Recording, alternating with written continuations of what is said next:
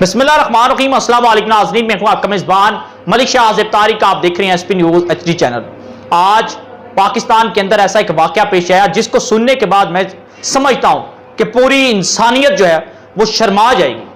नाज़रीन, दारुल अमान वो एक ऐसा अदारा है जहां पर वो खवातीन जो या तो अपना ज़हनी तवाज़ुन खो चुकी होती हैं या वो बेसहारा होती हैं, जिनके सर पर कोई छत नहीं होती, या फिर वो होती हैं जो अपने घरों से निकाल दी जाती हैं, जिनके पास दूसरा कोई ठिकाना नहीं होता। वहां पर उनको मुख्तलिफ NGOs की जानब से दारुल अमान के अंदर जो है वो मुंतकिल किया जाता है ताकि ये बाकी जिंदगी जो है ये किसी के आगे हाथ ना फैलाएं, दर बदर की ठोकरें ना खाएं। इस वजह से इनको दारुल अमान में मुंतकिल किया जाता है। दारुल अमान कोई प्राइवेट अदारा नहीं, किसी के बाप की जागीर नहीं है, वो गवर्नमेंट का अदारा है और गवर्नमेंट ही दारुल अमान के अंदर रहने वाली तमाम तर खवातीन की मुहाफिज होता है, गवर्नमेंट। लेकिन नाज़रीन, जरा मैं मुहातिब होना चाहता हूं वज़ीर आला सिंध जनाब मुराद अली शाह साहब से कि शाह साहब, कराची को तो आप दुरुस्त नहीं कर सके, लेकिन आज आपकी हुकूमत के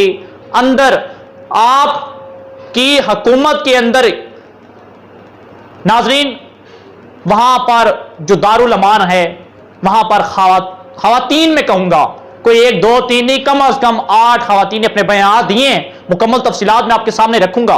8 खवातीन के साथ ज्यादतियों के वाकयात पेश आए दारुल अमान के अंदर। दारुल अमान के हेड क्लर्क ने ही जो है वो खवातीन को ज्यादती का निशाना बनाता रहा। नाज़रीन, आप सुनिएगा जरा ये वाकया क्या है। अब ये वाकया कुछ इस तरह है कि सखड़ सिंध का इलाका है, सखड़, वहां पर एक दारुल अमान है। वहां पर एक खातून है नाज़रीन जो अपना ज़हनी तवाज़ुन जो है वो खो चुकी है, जिसको कोई चीज जो है वो याद नहीं रहती।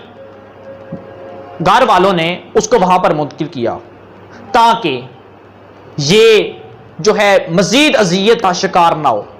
दारुल अमान के अंदर यकीनन वहां पर बहुत सी सहूलियात होंगी, वहां पर खवातीन को तमाम तर ज़रूरियात दी जाएंगी, वहां पर खवातीन को ठीक करने के लिए तमाम तर जो है वो सहूलियात होती हैं, उनके खाने पीने रहन सहन तमाम तर जो है वहां पर सहूलियात मौजूद हैं। वहां पर मुंतकिल करवाया, वहां पर 1 2 3 नहीं बेशुमार खवातीन दारुल अमान के अंदर होंगी। लेकिन वहां का हेड क्लर्क जिसका नाम नाजरीन शरीफ मुगल अबू शरीफ ज़ादे की उम्र 59 ईयर्स 59 साल, वो शख्स, वो दरिंदा सिर्फ शख्स करता क्या है दारुल अमान के अंदर जो अपना ज़हनी तवाज़ुन खोई होती हैं खवातीन, उनको अपने रूम में ले जाकर दारुल अमान के अंदर ही अपने ऑफिस में ले जाकर उन खवातीन को ज्यादती का निशाना बनाता रहा।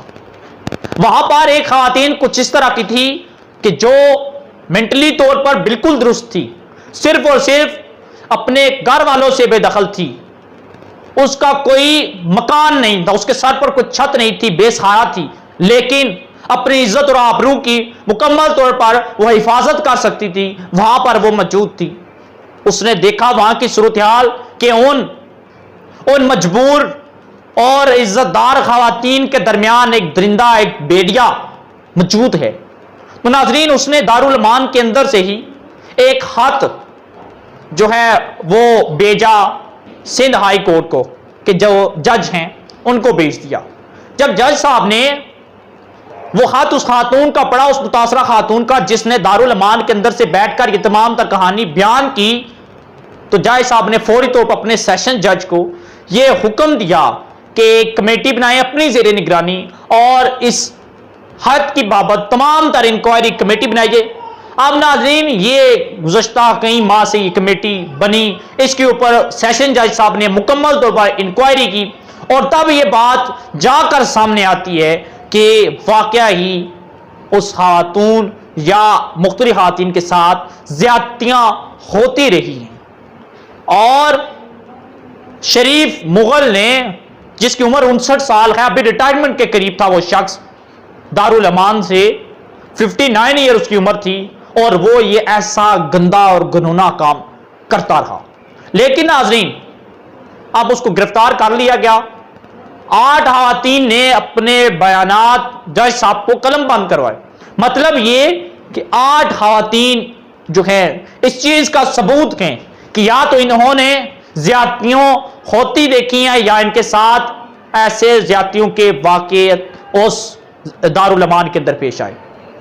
नाज़रीन देख लें, हमारे मुआशरे की बापर्दा और इज्जतदार जो अपनी इज्जतों की हिफाजत करना जानती हैं, सिर्फ और सिर्फ घर वाले उनको वहां पर भेज देते हैं, या तो उनकी घर में कोई जगह नहीं होती उन माओं बहनों बेटियों की, या अपना जहनी तवाज़ुन खो चुकी होती है, जिनकी देखभाल उनके घर वाले नहीं कर सकते, उनको वहां पर मुंतकिल किया जाता है।